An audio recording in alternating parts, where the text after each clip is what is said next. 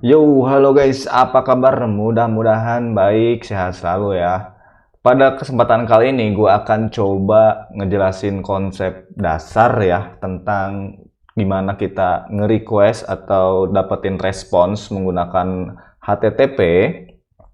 Yang mana kali ini kita akan ngegunain yang namanya Golang gitu ya. Di sini gue udah ada kayak diagram, jadi kayak HTTP request response itu kita dari klien nih. Maksudnya klien itu apa? Klien itu yang ngelakuin requestnya gitu, yang ngehitnya. Nah itu si klien.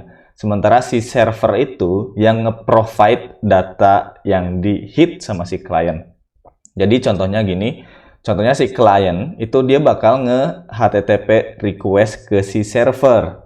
Nah di sini gue kasih contoh, misalkan endpoint-nya itu ini. Ini endpoint public ya, JSON placeholder. Terus HTTP method yang dipakainya itu get method. Kita pakai yang simple-simple dulu aja gitu ya, pakai get method. Jadi ekspektasinya ketika kita nih ngelakuin request ke sini, dia nanti akan ngasih kita berupa response JSON gitu. Oke, kita langsung aja coba ya. Di sini gua coba dulu pakai URL. Jadi di terminal kalian mau pakai command prompt terminal, kalau di Linux, di Mac juga. Ini bisa untuk nge-request sebuah endpoint gitu ya dari terminal gitu. Kita coba pakai. Nah, dilihat di sini dia itu responsnya berupa ini ya. Jadi ada JSON, isinya ada user ID, ID-nya title sama body. Nah, kita pengen ngedapetin ini pakai Golang. Oke, without any further ado, let's go. Kita langsung aja bikin foldernya dulu. Di sini gua mau bikin rek HTTP aja ya. Terus kita pindah ke rek HTTP di sini. Oke, di sini masih kosongan. Kita coba buka. Di sini gue mau coba bikin file namanya main.go. Oke, kita buka main.go-nya. Kita bikin package main. Kenapa package main? Karena Golang itu yang pertama kali dijalanin dan pertama kali dicari itu package main sama si function main-nya. Jadi ini harus nih. Ya, jadi ini harus package main terus function main. Nah, ini wajib ya, karena entry point-nya si Golang itu bakal ke sini. Mantap. Nah, sekarang kita akan coba untuk masukkan URL-nya. Oke, kita bikin dulu di sini sebuah variabel, misalkan kayak gini. Terus kita copy aja nih value yang di sini ya. Kita copy, terus masukkan ke sini. Oke, bentar. Ini harusnya copy, paste di sini. Ah, gini. Oke, kita udah bikin variabel URL yang isinya itu sebuah endpoint yang akan kita hit gitu ya. Si endpoint itu dia disediakan di dalam sebuah server. Server mana? Server ini nih yang nyediainnya gitu ya. Sementara kita itu selaku si kliennya gitu. Oke. Untuk menggunakan si HTTP di Golang, dia tuh punya paketnya sendiri gitu ya, built-in, namanya tuh HTTPnet gitu. Kita di sini tinggal bikin variabel res r http net http, jadi dia bakal ke import sama si Golangnya di sini, ini harus diimport. Terus kita dapetin pakai get, karena kita mau menggunakan HTTP get ya, HTTP get. Terus kita di parameternya kita masukkan si URL-nya ini. Oke, kita coba telah dulu ini. Di sini kita menggunakan HTTP package ini ya, dari si Golangnya. Terus kita pakai metode get. Terus kita passingin si parameternya itu URL yang di sini ya. Jadi dia akan masuk ke sini. Nah, terus kalau kita cek si get ini, dia itu return-nya ada dua. Yang pertama itu response, yang kedua itu error. Itulah kenapa di sini gue masukin dua buah itu ya, Dua buah variabel nih, ada res sama r gitu ya. Kalau di Go itu convenience-nya kita selalu ngecek nih ada error apa enggak gitu. Jadi di sini if r tidak sama dengan nil, jadi kalau misalkan ada error nih muncul, dia akan masuk ke sini gitu. Untuk sementara kita coba bikin aja log fatal r. Oke, jangan lupa diimport si lognya. Jadi kalau misalkan nanti ada error, dia akan ngelog si errornya ya. Tuh. Oke. Kalau di Go kita itu harus namanya itu ngedefer. Jadi ketika kita melakukan sebuah request itu kan akan open connection ya, gitu, akan ngehit, ngebuka koneksi ke si server. Terus kita itu harus nutup si connectionnya itu kalau di Go. Jadi harus nutup manual. Nah, biasanya dan umumnya itu pakai yang namanya defer. Defer, terus res, body, close. Nah, gini biasanya ya. Jadi, ketika kita udah ngebuat si defer ini, nanti kalau fungsinya udah beres, nge-requestnya udah beres, dia akan otomatis ditutup si connectionnya. Makanya kita harus menggunakan defer ini. Oke, sekarang kita lanjut lagi. Kita kan ekspektasinya tadi ngedapetin si JSON. Nah, kalau di Go, kita itu akan ngebaca si bodinya itu berdasarkan bytes. Ya, jadi kita di sini misalkan bikin response byte.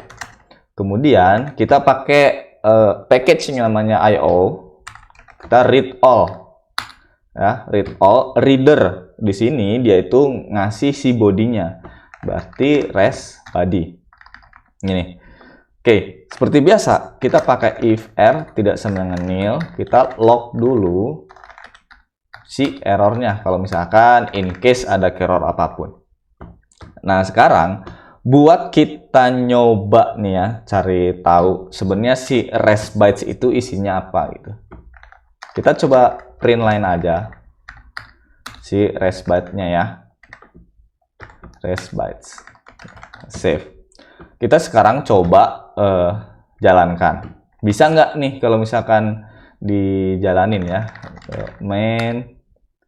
Oke, ini karena belum pakai yang namanya gomod init. Jadi kita harus bikin dulu gomod init. Misalkan punya gua github.com Ricky Hidayat 21, apa tadi nama itunya? Rek HTTP. Oke, sekarang kita coba jalankan lagi. Nah, si bytes-nya itu responsnya kayak gini. Ini tuh nggak mungkin bisa kita baca, mau apa gitu isinya. Nah, sekarang caranya kita perlu nge-convert nih ke string dulu. String, convert ya. Kayak gini. Terus kita jalanin lagi. Nah, dia dapat responsnya ya.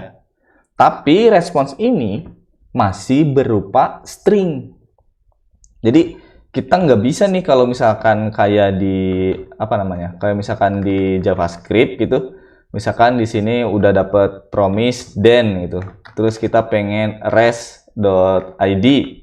Nah, ini kita nggak bisa langsung kayak gitu, nggak bisa. Kita perlu yang namanya itu nge-unmarshal terlebih dahulu. Supaya apa? Supaya kita bisa ngeubah dari yang tadinya itu string of JSON, kita bisa ngeubahnya ke struct yang kita punya gitu. Karena di Go kita bakal pakai struct mostly gitu. Terus sekarang selanjutnya berarti kita mau coba bikin struct-nya. Kita bikin struct aja sesuai yang tadi. Tadi itu kan berarti post ya. Type post, kemudian tipenya struct. Nah, di sini kita bikin tadi itu dia ada user ID, user ID-nya itu integer. Terus kalau dari JSON-nya itu JSON-nya apa tadi ya? ID ya, gini. Nah, JSON-nya kayak gini. Oke, kita copy aja. Terus ada ID juga. Di sini user ID. Nah, terus ada juga title. Title type-nya string. ininya string title. Nah, gini. Terus satu lagi ada konten ya kalau nggak salah. Konten, ininya konten. Oke, kita udah bikin struct-nya. Sekarang tugas selanjutnya adalah karena kita udah bikin struct-nya, kita pengen si yang tadi nih string of JSON-nya itu kita pengen bisa ngakses sebagai struct gitu, sebagai codingan Go lah gampangnya gitu. Nah, caranya kita harus pakai yang namanya unmarshal gitu, jadi harus di unmarshal dulu si JSON-nya. Oke, kita langsung aja coba. Di sini kita bikin dulu atau inisialisasi dulu si struct yang udah kita bikin, si struct post. Jadi di sini kita bikin aja namanya variable post. Dia tipenya itu post. Post ini dari struct gitu ya. Sekarang kita coba untuk nge-unmarshal si rest bytes tadi. Oke? Caranya kita bikin variable r, kemudian kita pakai package built-in-nya Go namanya JSON. Kemudian kita unmarshal. Yang di unmarshal ini ya, kita save dulu. Kalau kita buka dokumentasi JSON-nya, dia itu ada dua parameter. Yang pertama data ini merupakan slice of byte dan juga any gitu ya. Kalau dicek, kita balik misalkan ke sini ya. Berarti di yang pertama ini dia akan mendapatkan si byte-nya. Byte-nya itu dapat dari mana? Dapat dari rest bytes. Dari sini. Nah, kemudian yang kedua, kita itu tujuannya si hasil di unmarshal ini mau dikemanain? Mau ke si post ke sini. Nah, jadi nanti si variable post ini dia akan ngedapatin si JSON-nya. Oke, seperti biasa if r tidak sama dengan nil. Di sini kita bikin log fatal r gitu ya. Save. Kemudian sekarang kita coba untuk print si postnya. Oke, kita coba cek ya. Kita bikin gini aja. Post. Jalanin. Go main go. Nah, dilihat di sini. Ini udah ada nih ya. Tuh. Ini dari struct-nya sih. Dapatnya nih. User ID-nya 1, ID-nya 1, terus title-nya ini, dan juga si body-nya. Oh, body ya, bukan konten. Oh, salah. Oke, makanya dia kasihnya ini ya. Oke, kita ganti dulu. Kita ganti berarti si struct-nya bukan konten, melainkan body. Nah, kenapa tadi 0? Karena zero value dari si integer itu 0. Kita ganti ini jadi string-nya. Cek. Terus kita coba jalanin lagi. Nah, dia ada hasilnya ya. Oke, mantap. Belum ya? Belum ada ya? Oh, ini gara-gara, tar dulu. Ini gara-gara ininya nih, dari si JSON-nya belum, harusnya body kayak gini. Nah, kita coba ya. Jalankan. Nah, mantap. Sekarang udah ada ya. Jadi kuya, mana kuya nih? Nah, ini nih, dari sini bodinya nih. Oke, mantap. Kalau kita udah bisa kayak gini, berarti kita udah bisa ngakses si JSON dari si JSON placeholder-nya. Maksudnya dari si server, dari sini nih. Dari yang kita hit ini, sekarang kita udah bisa ngakses di codingannya kita. Maksudnya gimana? Maksudnya gini. Sekarang kita bakal bisa ngebaca dia gitu. Kalau misalkan di sini gue coba ininya post titik user ID gitu ya. User ID di sini kita bikin user ID. Oh, gini aja deh. Kita coba di sini post ID. Terus kita masukin aja post ID gitu. Copy. Misalkan di sini post user ID. Ininya user ID. Didapat dari struct. Kemudian title. Title ininya title. Kemudian di sini yang terakhir itu body ya, bukan konten ternyata. Body, oke. Kita sekarang coba jalanin lagi. Go run, main go. Dam, dapat post ID-nya 1, post user ID-nya 1, post title-nya ini, post body-nya ini. Nah, dengan seperti ini, kalau misalkan next-nya nih, misalkan kita nge-hit ke server orang, misalkan kita connect ke third party gitu ya. Kita connect ke misalkan tempat pembayaran kayak Sendit atau Mitrans misal. Ketika kita ngedapetin respons dan respons dari Sendit itu pingin kita masukin ke database-nya kita, nah kita bisa menggunakan yang kayak gini nih. Jadi kita unmarshal sehingga datanya itu kita bisa masukkan ke codingannya kita gitu. Kita bukan cuma ngebaca as a string JSON aja. Gitu ya. Oke. Dengan kayak gini kita udah berhasil belajar nih ya yang namanya HTTP request response. Kita nge-get request ke halaman ini, kemudian kita dapetin hasilnya, kita belajar kalau si Golang ini yang pertama dibalikin dibacanya itu si bytes gitu ya, nggak langsung ujuk-ujuk jadi JSON aja gitu. Dari si bytes-nya, terus kalau mau kita baca dulu kita convert ke string dulu, kalau mau kita pakai kita harus unmarshal dulu gitu ya. Oke, mudah-mudahan bermanfaat. Rencana gue buat lanjut terus coba-coba ngulik lebih jauh lagi. Stay tune terus. Salam programmer best friend.